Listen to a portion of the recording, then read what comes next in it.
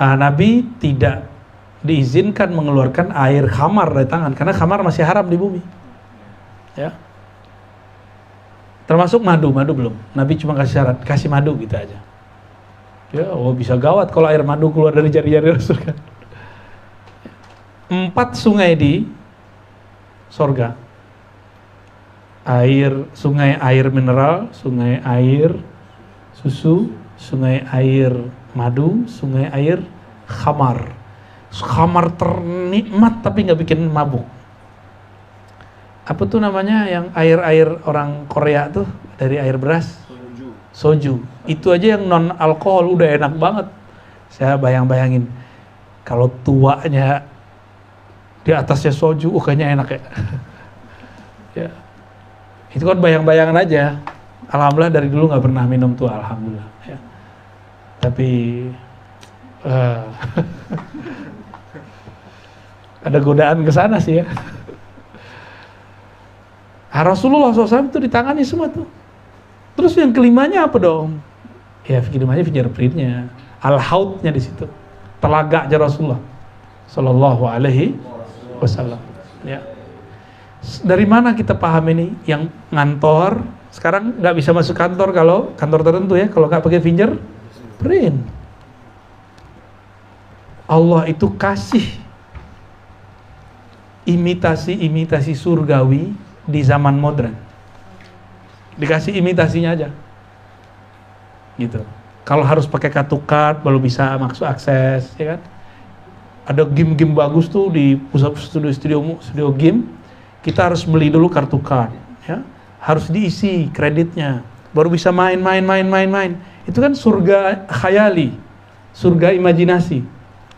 Kalau mau antum bisa jalan-jalan, main nge-game nanti di surga, kreditnya banyakin dong di sini, ya. Gitu.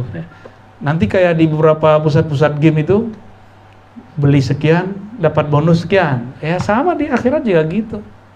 Tapi itu kan untuk anak-anak. Maka surga anak-anak beda dengan surga wali Allah. Ya. Dia anak-anak tapi badannya umurnya 33 semua. Di sana kan umur kita sama.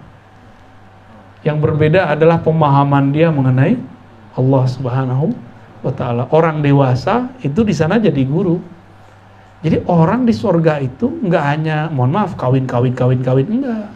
Makan enggak. Orang di sana tetap ngaji ma'rifatullah, ngaji ruh. Jadi sampai ke surga, kita kan suka nongkrong ngopi-ngopi enggak? Bener. Di sana juga ngopi-ngopi kan ada Qur'annya. Suka nge-mall kan? Di sana ada mall, aswaq. Supermarket, mall surga. Suka jalan-jalan kan? Sama. Di sana itu orang yatazawarun, saling mengunjungi. Semoga yang kita lakukan malam ini mengunjungi rumah Umi Susi, Buya, ya. Ini kita ulangi nanti di sana. Amin. Ya. Tapi nanti balik, antum mengunjungin aneh. Ya Sherlock dong. Ya. Ntar sekali datang ke rumah ya Buya ya. Ke gubuk saya kecil sih cuma bahagia. Alhamdulillah ya.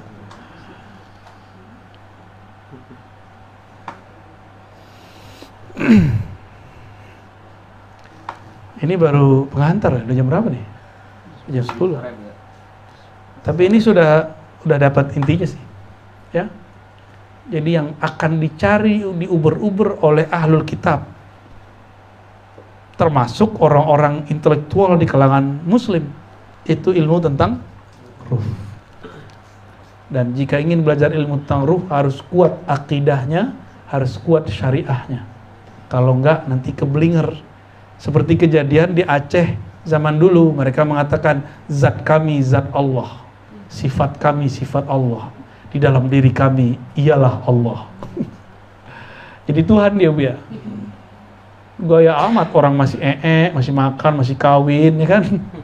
Terus diajak sholat nggak mau sholat, ingkar dia mau sholat. Ngapain sholat? Allah kan ada dalam diri saya, gitu ngomongnya. Kacau begitu. Ternyata di daerah Banten, daerah Cirebon ada juga zat ingsun, zat Allah, gitu ngomongnya. Beda bahasa aja kan. Masalah itu pernah dibawa oleh Syekh Abdul Rauf As-Singkili, orang Singkel, itu dibawa ke Madinah, lalu ditanggapi oleh guru beliau Syekh Ibrahim Al-Qurani, mursyid Thariqah Syatoria di Madinah. Jadi orang dulu belajar thariqah ya di Mekah Madinah, Mekah Madinah. Sekarang ada thariqah Mekah Madinah? Udah pindah ke Indonesia. Maka saya yakin, hakul yakin, kebangkitan Islam akhir zaman salah satunya di negeri ini. Insya Allah ya. Coba tanya nih kiai-kiai ini, ustaz, teman-teman kita di luar negeri, di Saudi aja, boleh nggak buat pengajian? Nggak boleh. Sembarangan, harus surat izin. Hatta Said Ahmad, anak Abuya Said Muhammad, itu nggak boleh buka pengajian bebas. Nggak boleh sembarangan. Antum yang travel tahu lah ya. Ya, ini kan Ustadz travel ya.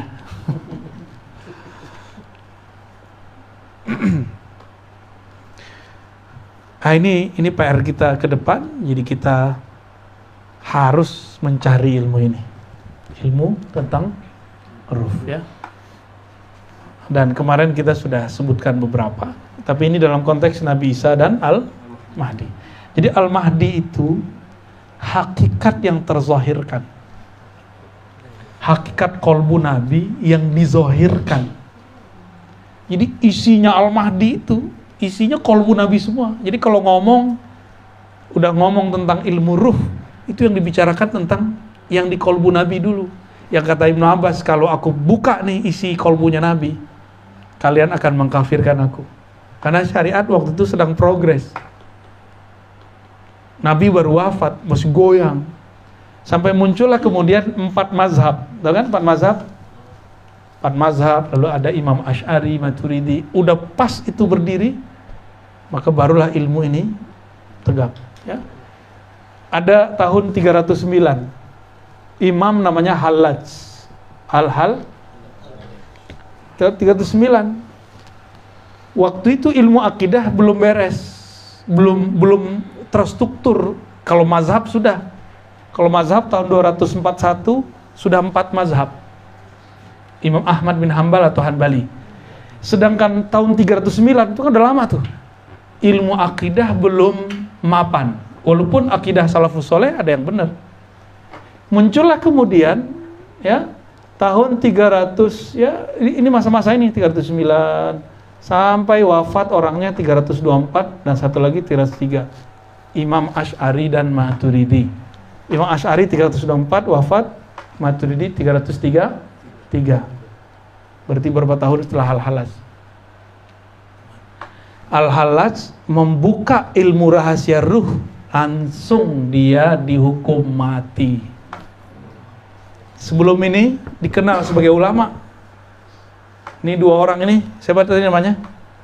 Asy'ari, Maturidi. Ya, 2 imam ini.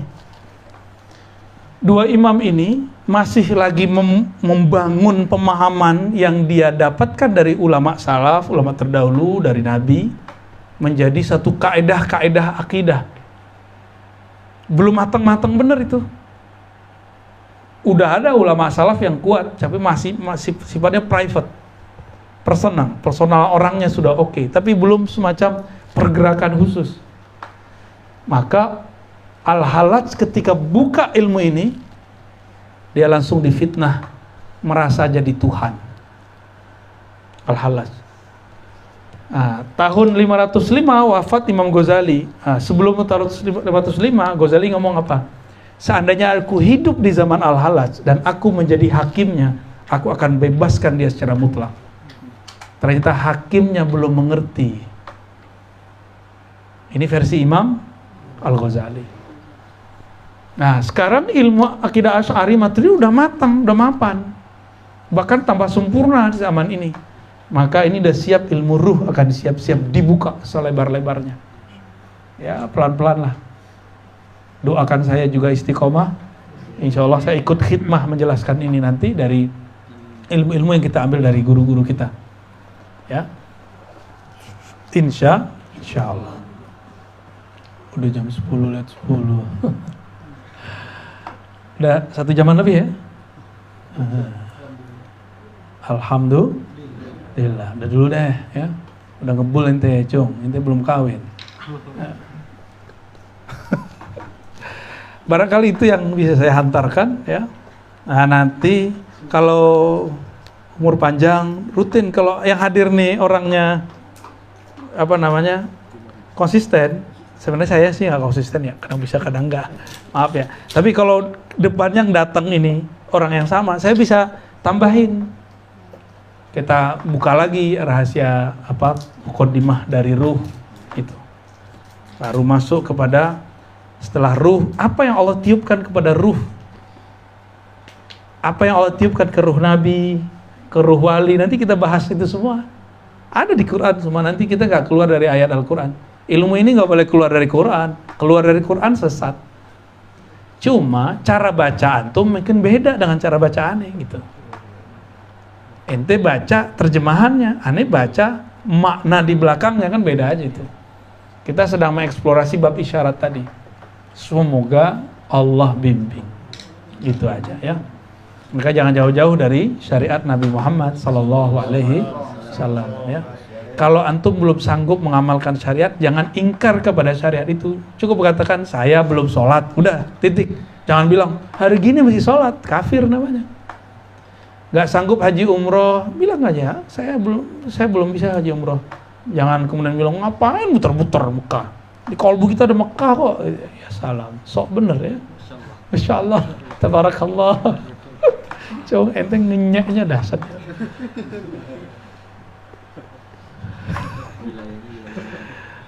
Udah ya? Mau ada diskusi? 1-2 pertanyaan cukup ya? Ada? Gimana? Ada yang mau ditanyakan? Ibu-ibu? Nah ini karena di rumah Om Susi ya, ibu-ibu dulu yang nanya nih. Gimana Bu?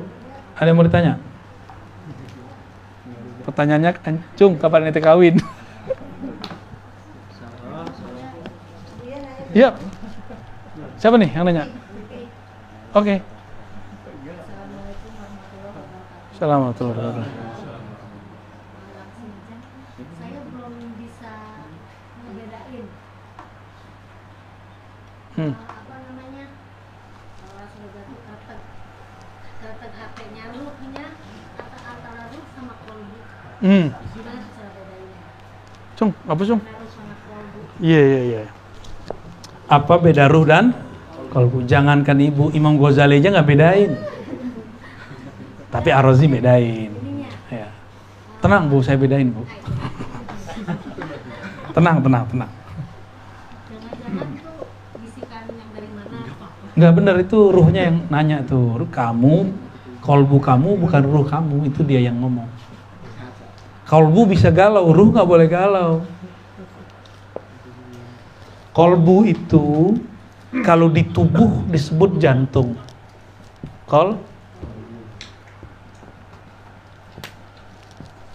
Kolbu ya. Ya salam.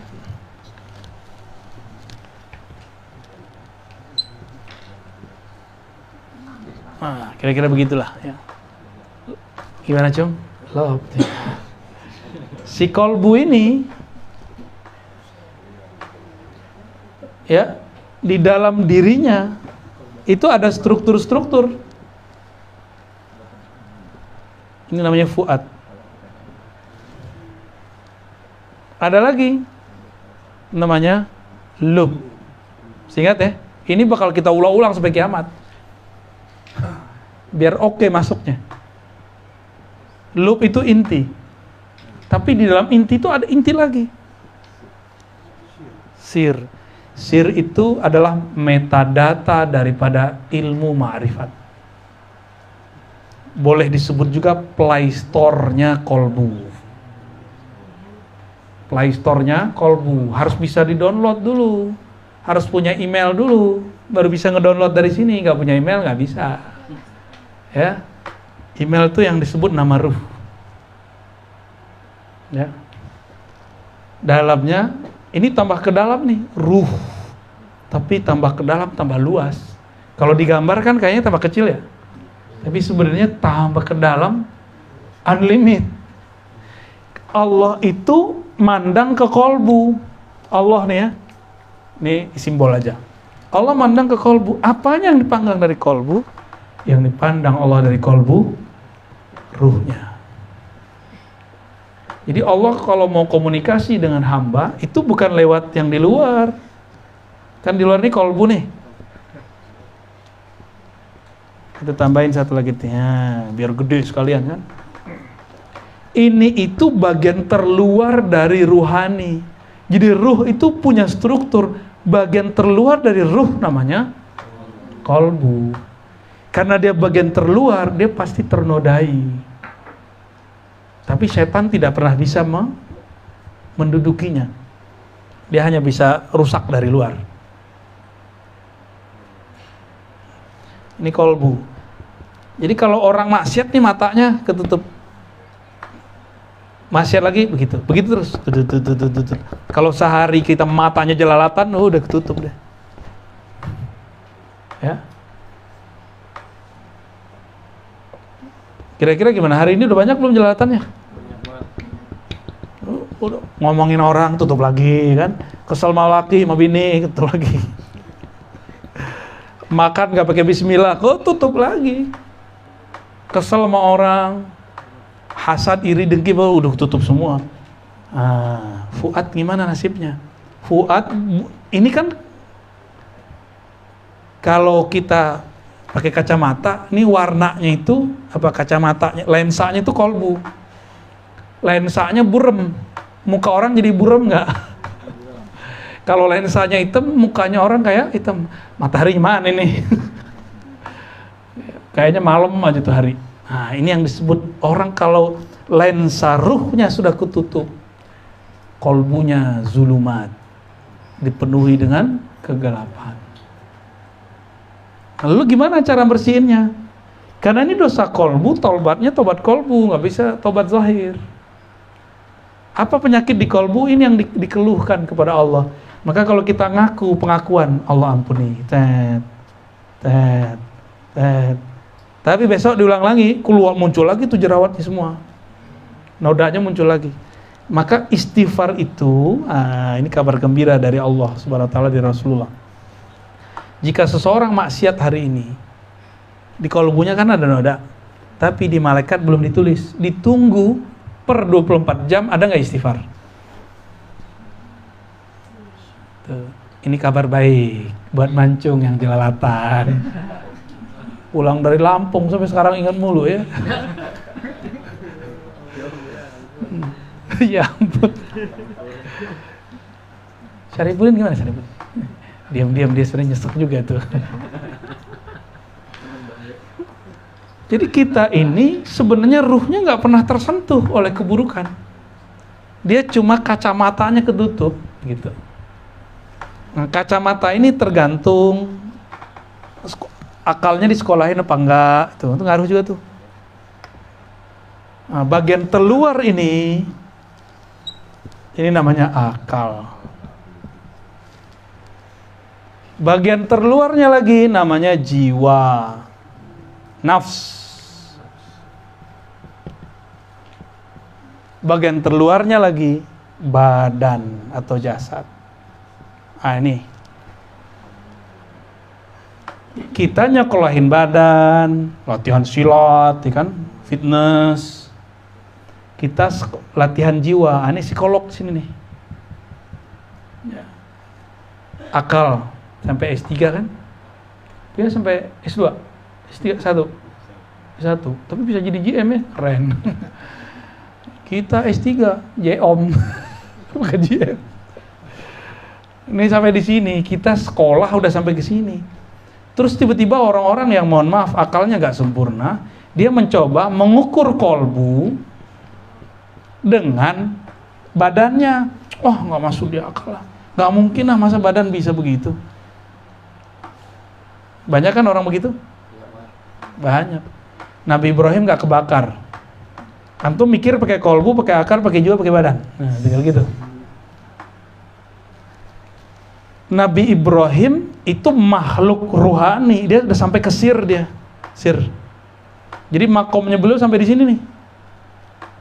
Ini nih makom beliau. Ini Nabi Ibrahim di sini nih. Di sini. Jadi nabi-nabi selain Nabi Muhammad di sini. Cuma Nabi Muhammad yang bab ruh. Ya, ulama-ulama paling tinggi di sini, di Ya Nabi bagian sinilah, ya ulama di belakangnya, ulama wali-wali Allah. Nah, di SIR inilah metadata alam semesta, Play Store. Semua pengetahuan ada di situ semua. Dan ini ada dalam struktur diri kita. Cuma saya nggak percaya kalau orang ngaku-ngaku dia punya ilmu laduni, dia aja nggak tahu dirinya, nama dirinya siapa, ya kan? Main buat-buat aja namanya sendiri. Nah, kita kalau ada satu ayat di Quran mengenai Nabi Ibrahim tidak terbakar oleh api, itu kan nggak terbakar, yang kita lihat kan badannya, yang diceritakan di Quran. Tapi saat itu beliau kan yang dominan bab sirnya.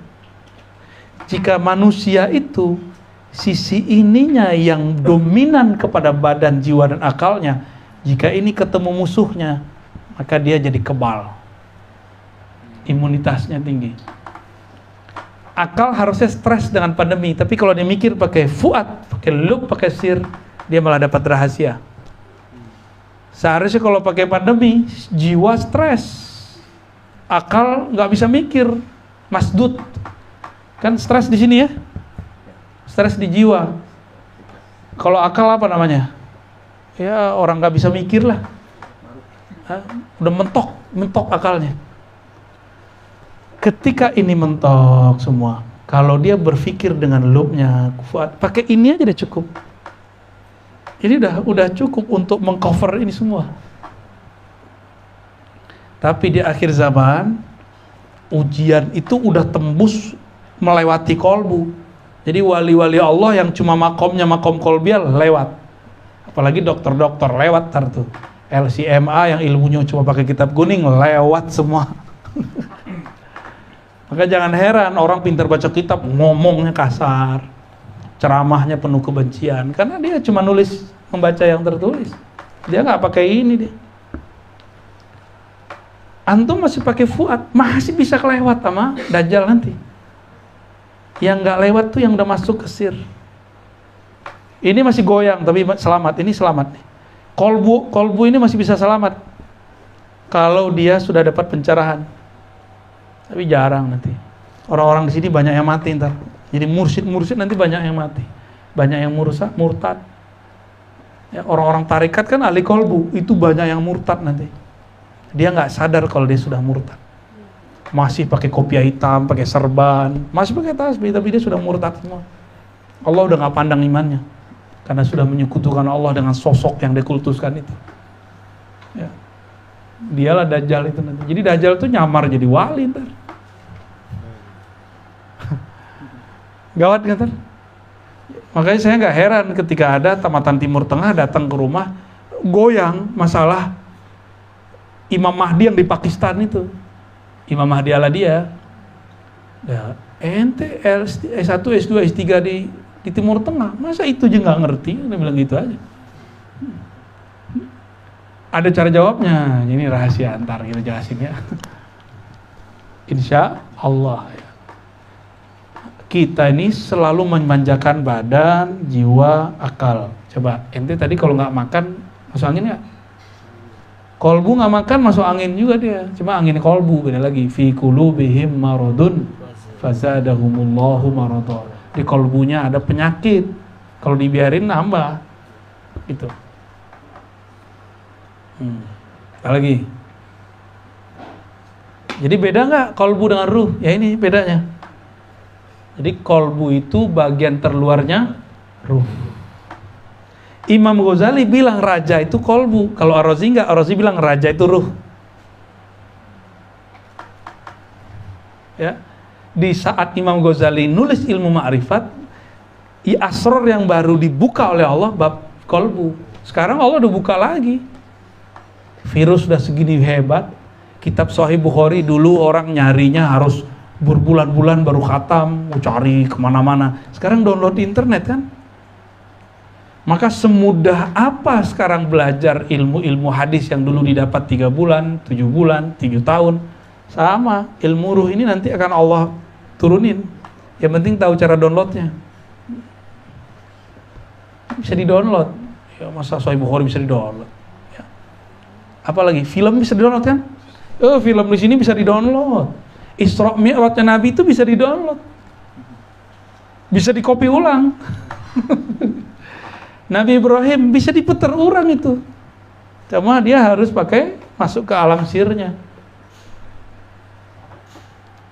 Ya, hati-hati. Kalau nggak kenal hakikat ruh, bisa-bisa yang masuk iblis. Disambat sama iblis. Ini kita hati-hati aja di situ. Jadi kalau ada pengalaman rohani, jangan dikagum-kagumi, biasa aja. Ya. Tepis. Gitu. Gitu aja. Bukan kita menolak, menepis dalam artian jangan merasa spesial. Merasa biasa aja, aku hamba Allah, udah selesai. Gitu ya. Apalagi bisa baca isi hati orang kan, gawat itu. Capek loh bisa baca isi hati orang. Ada orang seneng sama kita kan repot, GR tar. Ada orang benci, sedih aja tuh bawaannya. Ya. Kira-kira itu Bu ya. Udah 10:30 Bu. Udah ya, saya belum pulang soalnya dari Saban Hari. Udah jadi Bang Toyib Bu ya. Ibu kalau punya laki kayak saya kayaknya stres sendiri dah.